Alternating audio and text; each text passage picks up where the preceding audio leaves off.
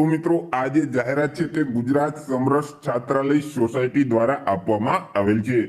સમરસ છાત્રાલયમાં પ્રવેશ માટેની જાહેરાત આપવામાં આવેલ છે। વધારે માહિતી મેળવીએ તો અહીં કોલેજ કક્ષાના જે સ્નાતકના અભ્યાસક્રમ છે, અનુસ્નાતકના અભ્યાસક્રમ છે તથા જે અન્ય ઉચ્ચ અભ્યાસક્રમ છે તો તે અભ્યાસ કરતા વિદ્યાર્થીઓ છે, પછી તે અનુસૂચિત જાતિના વિદ્યાર્થીઓ હોય, અનુસૂચિત જનજાતિના વિદ્યાર્થીઓ હોય, એસસીબીસી એટલે કે સામાજિક અને શૈક્ષણિક રીતે પછાત વર્ગના વિદ્યાર્થીઓ હોય તથા આર્થિક રીતે પછાત વર્ગના વિદ્યાર્થીઓ હોય તો તે વિદ્યાર્થી અને વિદ્યાર્થિનીઓને વર્ષ 2022-23ના શૈક્ષણિક વર્ષ માટે અમદાવાદ, ભુજ, વડોદરા, સુરત, રાજકોટ, ભાવનગર, જામનગર, આણંદ, હિંમતનગર અને પાટણ ખાતે જે સમરસ કુમાર અને કન્યા છાત્રાલયો આવેલ છે તો તે છાત્રાલયમાં પ્રવેશ મેળવવા માંગતા હોય તો તે વિદ્યાર્થી પાસેથી અરજી ફોર્મ મંગાવવામાં આવેલ છે।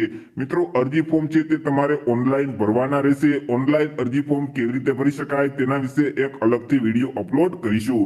મિત્રો અહીં જે અરજી ફોર્મ છે તે 30/6/2022 સુધીમાં તમારે ભરી દેવાનું રહેશે અને અરજી ફોર્મ કઈ વેબસાઇટના માધ્યમથી ભરવાનું રહેશે તો samras.gujarat.gov.in નામની જે વેબસાઇટ છે તે વેબસાઇટના માધ્યમથી તમારે ઓનલાઈન અરજી ફોર્મ ભરી દેવાનું રહેશે। સ્નાતક કક્ષાના તમામ અભ્યાસક્રમોમાં કોઈ પણ વર્ષ કે સેમેસ્ટરમાં જો વિદ્યાર્થીને પ્રવેશ મેળવવો હોય તો ધોરણ 12ની ટકાવારીને ધ્યાનમાં લેવામાં આવશે। જ્યારે અનુસ્નાતક કક્ષાના કોઈ પણ અભ્યાસક્રમમાં વિદ્યાર્થીને પ્રવેશ મેળવવો હોય તો સ્નાતક કક્ષામાં જે ટકાવારી મેળવેલ છે તે ટકાવારીને ધ્યાનમાં લેવામાં આવશે। અહીં મિત્રો યુનિવર્સિટીમાં જે પ્રવેશ મેળવેલ છે તે ટકાવારીને આધારે જ અહીં પ્રવેશ આપવામાં આવશે અને અહીં મેરિટના આધારે પ્રવેશ વિદ્યાર્થીને આપવામાં આવશે। વિદ્યાર્થીએ ઓછામાં ઓછા 50% કે તેના કરતા વધારે ગુણ ફરજિયાત મેળવેલા જોઈએ તો જ અહીં વિદ્યાર્થીને પ્રવેશ આપવામાં આવશે। જો 50% કરતા ઓછા માર્ક મેળવેલ હશે તો તેવા સંજોગોમાં સમરસ છાત્રાલયમાં વિદ્યાર્થીને પ્રવેશ આપવામાં આવશે નહીં।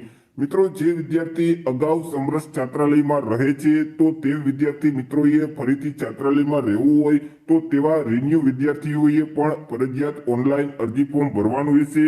અહીં મિત્રો તેમાં કન્ડિશન શું રહેશે તો તેમાં જે ગ્રુપ 3 છે તો ગ્રુપ 3ના રિન્યુ વિદ્યાર્થીઓ છે તો તે વિદ્યાર્થી જો બીજા વર્ષે પણ છાત્રાલયમાં રહેવા માંગતા હોય તો તેમની જે ગત વાર્ષિક પરીક્ષા છે તે યુનિવર્સિટી માન્ય ગણતરી પ્રમાણે છેલ્લા 2 સેમેસ્ટરની ટકાવારી થઈ અને કુલ 55% કે તેથી વધારે ગુણ મેળવેલ હોવા જોઈએ।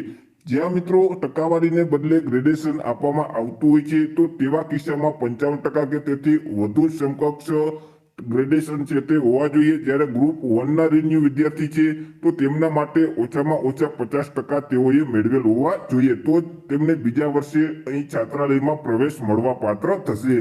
આગળ વાત કરીએ તો વિદ્યાર્થી દ્વારા કરવામાં આવેલ જે ઓનલાઈન અરજી છે તો અરજીના આધારે પ્રવેશ અંગેનો હક કે દાવો છે તે કરી શકાશે નહીં। ઓનલાઈન અરજીના આધારે પ્રવેશ માટેની પ્રોવિઝનલ એક મેરિટ યાદી પ્રસિદ્ધ કરવામાં આવશે। મેરિટ યાદી પ્રસિદ્ધ થઈ જાય એટલે અહીં જે મિત્રો જે તે સંસ્થામાં વિદ્યાર્થીને પ્રવેશ મેળવવો હોય તો તે સમરસ છાત્રાલય ખાતે અસલ પ્રમાણપત્રોની ચકાસણી છે તે વિદ્યાર્થીએ કરાવવાની રહેશે। ત્યારબાદ જ સંબંધિત સમરસ છાત્રાલયમાં પ્રવેશ છે તે નિયત કરવામાં આવશે। એટલે કે મિત્રો અહીં સૌથી પહેલા તો પ્રોવિઝનલ મેરિટ યાદી વેબસાઇટ ઉપર પ્રસિદ્ધ કરવામાં આવશે। આગળ આપણે જે વેબસાઇટ જોઈ તે વેબસાઇટ ઉપર પ્રોવિઝનલ મેરિટ યાદી અપલોડ કરવામાં આવશે।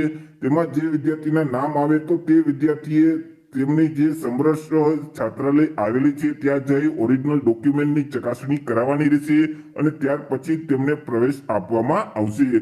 જો કોઈ વિદ્યાર્થીની ઓનલાઈન ફોર્મમાં ભરેલ ટકાવારી છે અને અસલ માર્કશીટની ટકાવારીમાં તથા લાયકાત અંગેના પ્રમાણપત્રોમાં વિગતોમાં તફાવત હશે તો તેવા સંજોગોમાં અરજદારનો પ્રવેશ છે તે રદ કરી દેવામાં આવશે। સમરસ છાત્રાલય જે જિલ્લામાં આવેલ હોય તે જ જિલ્લાની કોલેજો ખાતે વિદ્યાર્થી અભ્યાસ કરતા હોવા જોઈએ। જો સમરસ છાત્રાલય જે જિલ્લામાં આવેલ છે પરંતુ વિદ્યાર્થી અલગ જિલ્લામાં અભ્યાસ કરે છે તો તેવા સંજોગોમાં વિદ્યાર્થીને પ્રવેશ આપવામાં આવશે નહીં। સમરસ છાત્રાલયના પ્રવેશ અંગેના જે નિયમો છે અને વધારે જે વિગતો છે તે આપણે આગળ વેબસાઇટ જોઈ તે વેબસાઇટ ઉપર દર્શાવેલ છે જેનો સંપૂર્ણપણે અભ્યાસ કરી અને વિદ્યાર્થીએ ઓનલાઈન અરજી કરવાની રહેશે।